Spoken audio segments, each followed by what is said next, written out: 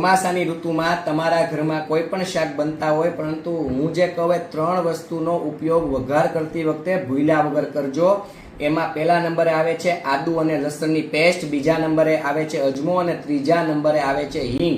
હવે આ ત્રણેય વસ્તુ શું કામ કરશે? ચોમાસાની ઋતુમાં વરસાદી વાતાવરણમાં ભેજનું પ્રમાણ વધે એટલે આપણી પાચન શક્તિ મંદ પડે, અને પાચન શક્તિ મંદ પડે એટલે આપણને પેટને રિલેટેડ, પાચનને રિલેટેડ રોગો ઊભા થાય। એમાં સૌથી વધારે રોગો વાયુજન્ય રોગો ઊભા થાય છે, ગેસને રિલેટેડ રોગો ઊભા થાય છે। આ ત્રણેય વસ્તુ એવી છે કે જે હોજરીના અગ્નિને તેજ બનાવે છે, ભૂખને વધારે છે, અને આપણી પાચન શક્તિ મજબૂત થાય એટલે આપણું ભોજન છે તે સરળતાથી પચી જાય છે।